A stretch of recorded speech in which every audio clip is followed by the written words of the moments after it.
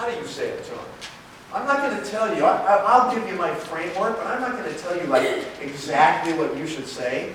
I mean, there's a whole bunch of leaders in this room right now, you know, Blue Diamonds, Team Elites in this room, and they could probably tell you something different than I would tell you, okay? I'm just going to tell you how I think about inviting and how I go about actually doing this. Because for me, it's probably different than for a lot of those other people. All right, so when I think about inviting, I kind of put it in 5 points. You all know I like 5 points, okay? So I actually think about inviting in five points. I just kind of keep this in my head as a framework when I'm talking to somebody. And so what I do is I say number 1, after I get all the introductions out of the way and I catch up, you know, I talk to them for 6 months and I get all that done, okay?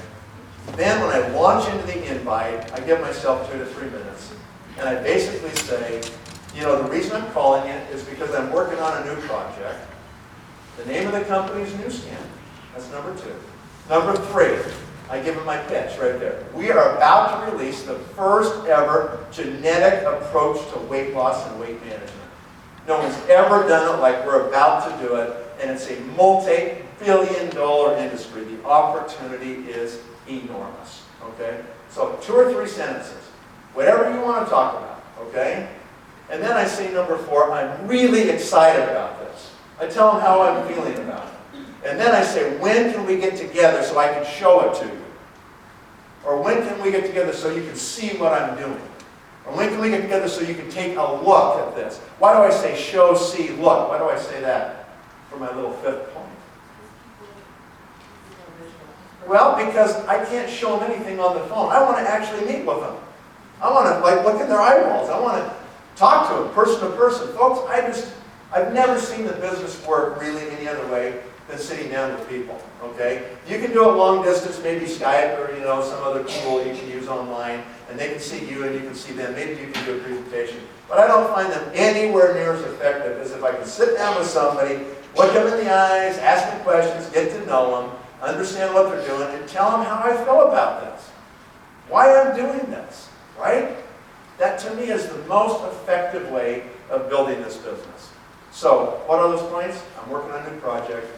Name of the company is Newscan. We've got the only device in the world that can measure antioxidant status in living human tissue in real time. We've got all 5 patents, and it's based on Nobel Prize-winning science. The opportunity is huge. I'm really excited about it. When can we get together? Okay, is Tuesday better or is your Wednesday better? When are we going to sit down? Okay, and then there's some things people will ask that you just steer them back to getting together. It's always about just getting together. And they'll say something like, so what do you mean Nobel Prize-winning science? What are you talking about? On those questions, you say, that's a great question, John. Would you please write that one down? I will make sure we talk about it when we meet on Thursday. Okay, what do you mean you can measure antioxidant status? What's that all about? That's a great question. Write that one down, Betty. I'll make sure we talk about that one when we meet on Wednesday. Okay? You just go right back to the appointment. Because when people ask you general questions, they're not really asking you because they want to know for sure what you have.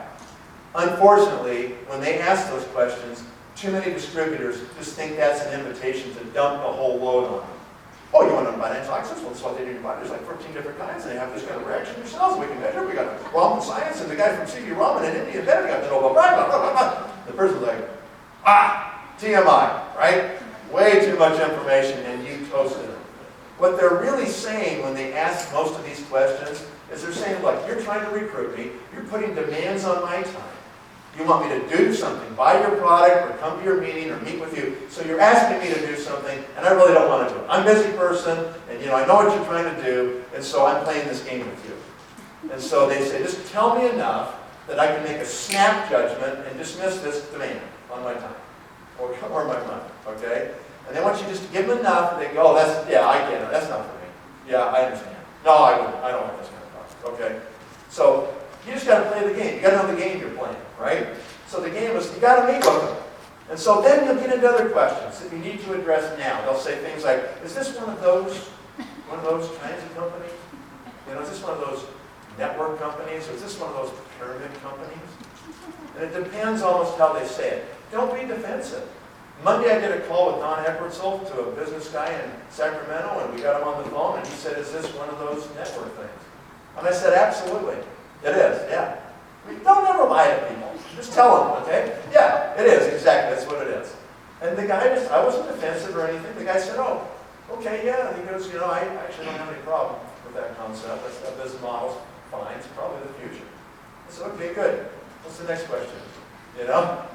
And we got past it like that. Other people will say, no, these are illegal, you know. If they get really, like, they're so ignorant like that, sometimes I just play with them. I go, okay, you're right, they're illegal, but we're going to make so much money before we go to jail, okay?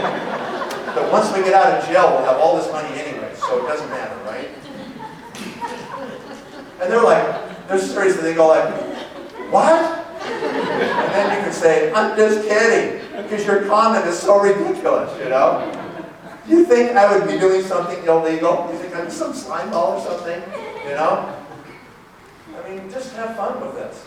Just mess around with people a little bit, right? When they say, oh, this sounds like a pyramid. I say, if they're serious, and it's not like just like flippant, okay, then I'll say, well, I can understand how you might think that, you know, because people have a lot of misperceptions about what these kinds of businesses are. And there are ones that are illegal. There are pyramid schemes out there in the world. They're illegal in every state and every country I know of. But this isn't one of them. Okay, this is a publicly traded company on the New York Stock Exchange. You know, this company is definitely legitimate. Forbes magazine has said they're in the top 100 most trustworthy companies in the country. So they're not going to probably say that about an illegal pyramid scheme. Okay? So we passed that one? Okay? I understand your concerns, but you just need, you need to sit down with me on Wednesday and we will cover that completely. I'll show you why. Okay? All right. Okay, so these are some of the things you deal with. You deal with the pyramid scheme thing right now. Otherwise, you're never going to really get the appointment. Okay? You deal with that one right up front. Almost all the other ones, you know, like I don't have enough time, I don't have any money, you know, I'm too busy. You know what? I don't have any time. Great, because that's why you and I better sit down. Because if you keep doing what you're doing right now, you'll always never have any time. Okay? You really ought to look at this. You know, something like that. If they say, you know, I don't have any money, say, well, that's a problem. Okay? And that probably will be a problem for your whole life. So maybe we ought to sit down and talk about it. All right? You know, I'm too busy. Great. That's why we want you, because busy people get things done. Are we meeting Wednesday or Thursday? And sometimes they just get to the point, they go, look, I don't want to meet with you, okay? Because I think I already know what you're doing and I'm just not interested in it. And if it's a person I know really well, you know what I say to them? I say, you know what? You really don't know what you're saying. You really don't know what you're saying no to, okay? And here's what I'm going to ask you to do. I want you to invest 30 minutes of your life to sit down with me. And if we get all done and you are absolutely not interested at that point in time, I will never talk to you about this again, ever. Unless you request it. Okay? And sometimes I'll go, okay. All right, fair enough. That's what we'll do. Ladies and gentlemen, most of the time you won't get any of those responses. Most of the time, more than half the time, it's going to be, I am not interested, no thank you, and it won't matter what you say. Because they're not at 12 o'clock. They're just not ready right now. And you better say at that point, at least try one of the products, okay? If they don't bite on that, say, okay, fine. Would you mind if I check back in with you in 6 months and let you know how I'm doing? Okay? And then you're in the game and you're serious and you're moving forward and you just move on. Move on, move on, move on, okay? I mean, that's what you have to do. That's the process of doing this business and inviting. And that way you'll stay positive. You'll work with people you don't feel like you're dragging them along. You'll forget the energy vampires. You work with people that feed you energy instead. And life's a lot better. Okay? All right. So that's the invite. Present. Presenting. You know, we have this little 5-point thing, right? If somebody wants you to present to them, what do you do? What do you say? Let's talk about this. Let's talk about both kind of a part of the invite and a part of the present. Okay? Most distributors, like 90% of distributors, approach people with the product. Okay? Why do you think we do that? Easy. Why is it easier for people to talk to prospects about the product rather than talking about the business? What do you think? Is it or not? Or do you guys do both equally as well? You tell me. Think about your inviting, okay? Think about the 10 people you have talked to so far. Well, I just think about what brought me in, it was the product. Okay, so you come in with the product, so she's going to talk about the product. That's called duplication. People do what was done to them in every respect in this business, okay? So that's normal, okay? So that's why you do that. When I was young, starting New Skin, there was a person who was older and very successful in this company. He was a sideline to me. He wasn't even an upline to me. And I viewed him as a person that I wanted to emulate, part of what he did in this business. And so one time I was having this discussion with him, and he was kind enough to speak to me, because I wasn't even his downline, okay? And he said this thing to me. He said, Nathan, don't ever forget this. The people who talk about the business make a lot more money than the people who just talk about the product. And ever since then, everything I did in this business, I've always approached people with the business opportunity first. The whole time. That's what I've done. Okay? I really, rarely, I mean, once in a great while, it would be a product thing. Okay? But very rarely. I mean, I would say 99.99, I talk to people about the opportunity. Okay? If you're fishing and you're trying to catch a certain kind of fish, it's important that you put the right bait in front of the fish, right? And if I'm out there fishing in my prospect pool and I'm out there contacting people, and all I dangle in front of them is product, product, product, product, who do you think I'm going to catch? Product users, because that's what I'm saying. And those are the people that respond to it, and they go, oh, great, okay, I'll try your product. Okay? But I'm not going to likely catch the business people, because I'm not putting the bait in front of them that they are needing to hear so they can catch what I'm saying, right? So when it comes to business people, I need to be dangling the opportunity in front of them. That's what the bait needs to be, because then I can catch them, right? If I've got a guy who's like, realizes he's never going to make it in his job, he's sick of sitting in his cubicle every day at his company, okay?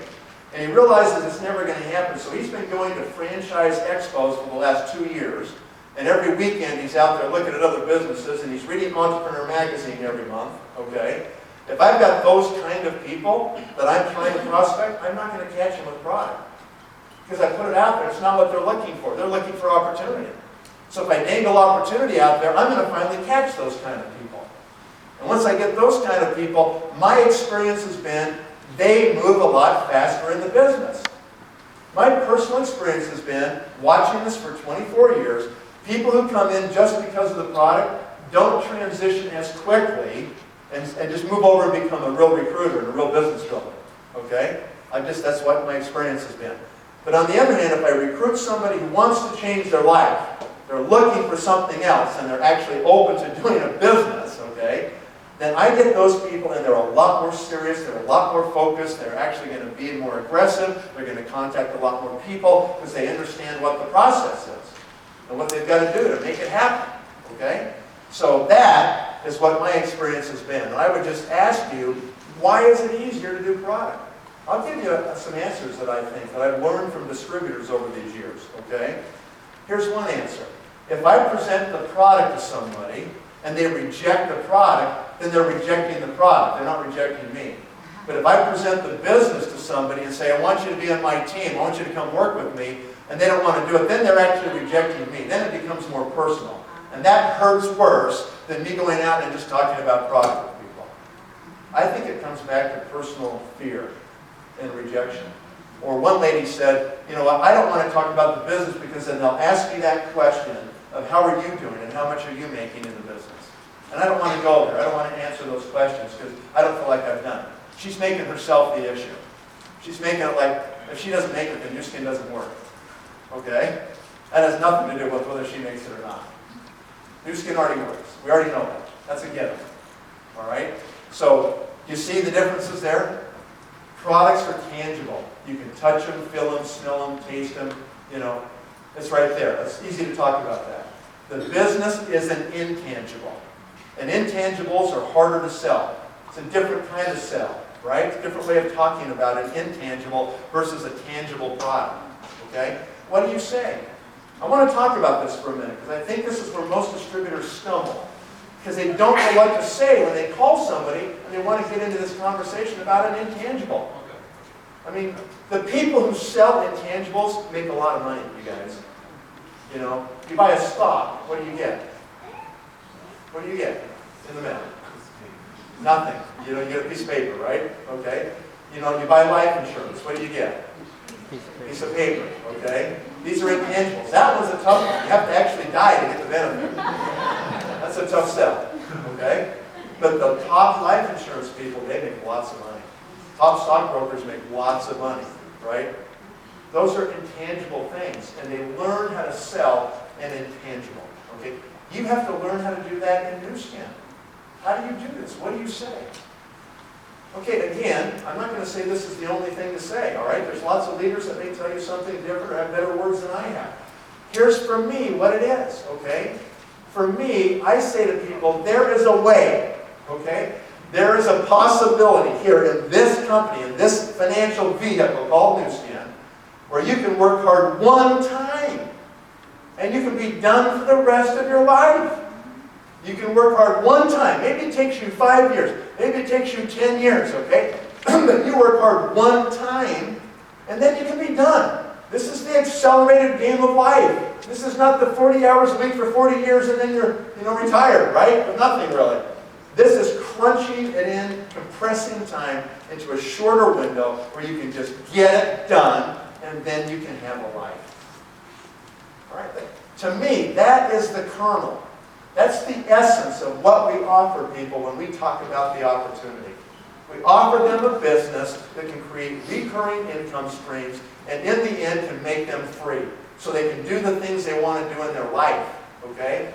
And if you're not saying words like that to people when you're out there prospecting and dangling the opportunity in front of people, you're probably not going to catch them.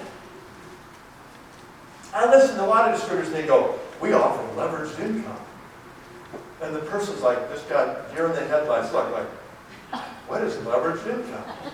That's like one of our internal words, That doesn't mean anything to people out there in the population, right? So you got to say something that they can grab a hold of, okay?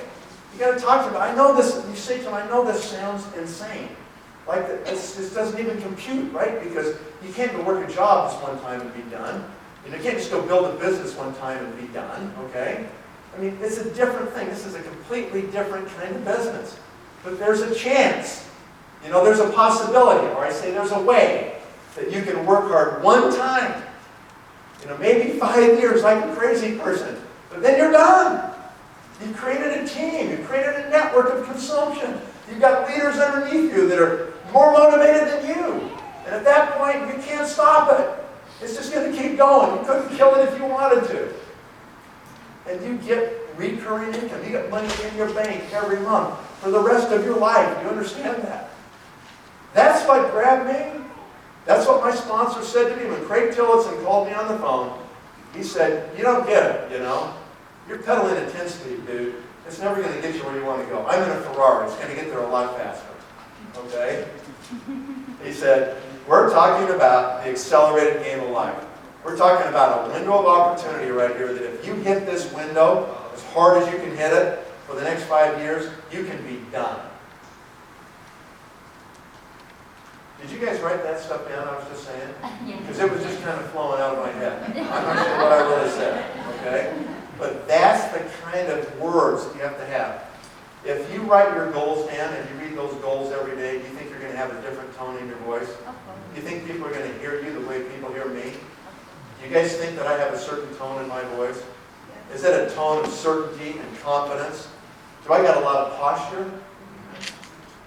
I do, because I understand it, and I've done it, I've lived it, right? People say, well, of course you have that posture because you've done it. You've lived it, you made all this money, okay? So no wonder you can act like that. You should have been around me back in 1989. In 1990, I talked the same exact way. I haven't changed the way I talk about this business in 24 years. People go, how could you do that when you weren't even making any money, really? Because it wasn't about me. I already saw that plenty of other people made a lot of money, like Lane, right there on the back row. I could say, oh, Lane's already made plenty. If Lane can do it, I think I can do it. He's definitely smarter than me, but I'm probably willing to work harder. Maybe. Right?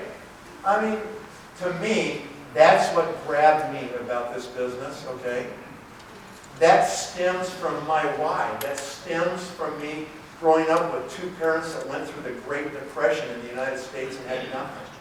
I remember my dad telling me about his shoes wearing out, had holes in the bottom of his shoes, and he would cut cardboard and stick cardboard in the bottom of his shoes so his foot wouldn't be walking on the bare ground, you know? No shoes. Everything was going to fight World War II. No gas. Everybody had to get gas stamps and get in line to get their gas. So my dad would save everything. And he would always say, we don't have any money. We can't do that. We don't have any money. We're not going to Disneyland. We have no money. I don't care if all the neighbors went to Disneyland. We don't have any money. Okay? We're not going. And somehow I grew up freaked out about money. Like I thought there was not enough money ever. And I just decided I was not going to say that to my kids. I didn't want to have to tell my kids all the time there's no money. And I guess I was just prepared. I was looking for something, right? I was trying to find something that would be different, that I could do that would change my future. It wouldn't have to be like my parents lived, right? And I just never wanted to have to worry about money anymore. So when he dangled that in front of me and said, you work hard one time and you'll never have to worry about money ever again, boom! That was the hot button. If he would have approached me and said, we've got the most unbelievable facelift product, I want to mix these two parts together and put it on your face, I would not be standing here in front of you today. I wouldn't. I would have never come in this business for the products. I checked the products. My wife was coming off a Lancome and she said, they're really good. These are better than Lancome. I said, okay, that's good enough for me. Product, check, done. Let's go build the business. Okay? All right. So in presenting, 5 things, right? Market trends, products and science, company, compensation, timing. Just think about that little framework. I'll do that at 7 o'clock. And you can just put that in your head and you can think about how you present, okay? And you have to do a horrible presentation before you can do an okay one. And you got to do an okay one before you can do a good one. You got to do a good one before you can do a great one. You got to do a great one before you can do a terrific one. And it all just takes practice. And if you're a person who's scared to present, then you need to do it even more. Now, ladies and gentlemen, when it comes to presenting, here's what you need to remember. There is no money in those chairs. There's no money sitting in those chairs right there. The only money is right here in front of the room. And if you are not standing in front of rooms of people or small groups of people presenting this business every day, then you are not doing what you need to do. You will not become a blue diamond. Okay? You can't do it sitting in the chairs and letting somebody else always do the presentations, because you'll never do enough presentations. Okay? You got to have enough people you invite, enough people you can present to, that you can find enough you can sponsor, that you can find enough that will be executives and make you a team of it, right? So you got to do them over and over again, at least 15 a month. And if you're really serious, I do 15 a week. Okay? And it can be any kind of presentation. Don't care what it really is. It can be a product presentation too. Okay? But be doing those presentations and be doing them consistently all the time. All right? Okay, are we all done? Are we out of time? Pretty much? Okay, we really don't have enough time to cover the rest of it. Let's talk about the launch. Next Thursday on the 19th, we have a trial run with 2 products, H-Lock Pearls and Rishi Max. The company has discounted both of those products significantly so that you can go buy them to create volume, but more importantly, so you can run through the process that will be happening on October 15th when we're going to launch Gamma, okay, or TR90. All right? So it's imperative, if you are going to play in this launch on October 15th, that you go through the trial process next Thursday. And you learn what the website is that you go to. You learn how those screenshots work, right? And how you go through the process of ordering them, clearing your credit card, making sure you get confirmation, right? You need to make sure you're doing that. Otherwise, I think you're going to waste a lot of time on October 15th. There's only 36,000 packages of Gamma for all of North America. Only 36,000 packages. That's it, guys. That's not very many packages, okay? There's 140,000 codes chasing 36,000 packages. So there's 4 codes chasing every physical package. You understand that? It's 4 to 1. So if you are not ready with your team on October 15th at 9:01 a.m. Pacific time, then you might not get any Gamma. You might get totally shut out on the ordering process. All right? So I've got a 3-phase process that I'm personally implementing. Okay? Let's just put that on the screen. Get your camera phones out and take a shot of these screens because we don't have time to talk about it. Okay? We're just going to zip through these real quick. Okay?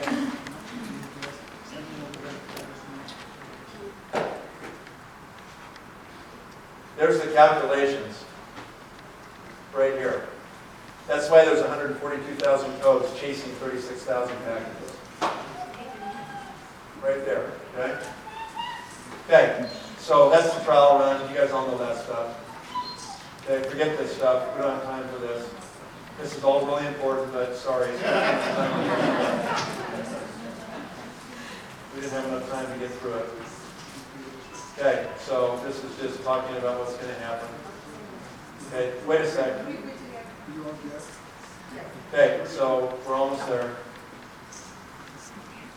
Okay, this is phase 2. Phase 1 is from now, the next 17 days until September 30th. And phase 1 is, so what you're going to want to do is you're going to want to get people to executive status by the end of this month so they can play in the launch. If they don't get to executive status, they can't even play in the launch. All right? So those are the things I'm doing with my team members, my new executives, before October 15th.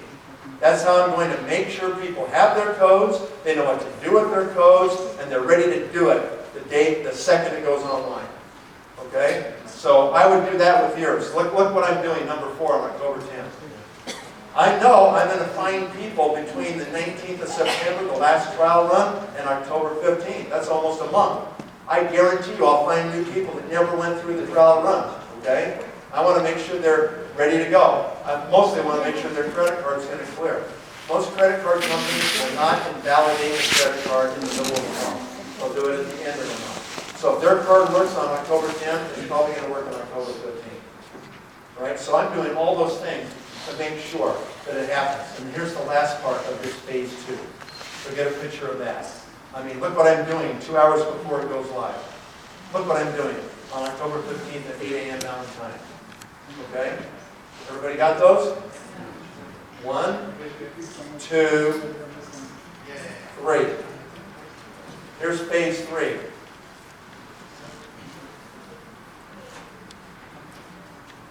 You got 2 weeks left. Once you get the launch done, don't squander the best 2 weeks of the month. As you go towards month end, get it done. Help people finish. Help them set a plan. And then get a work plan in place to help them accomplish it. Okay? All right, that's enough. I think we're all done. We'll finish those things. Okay? Thank you for being here.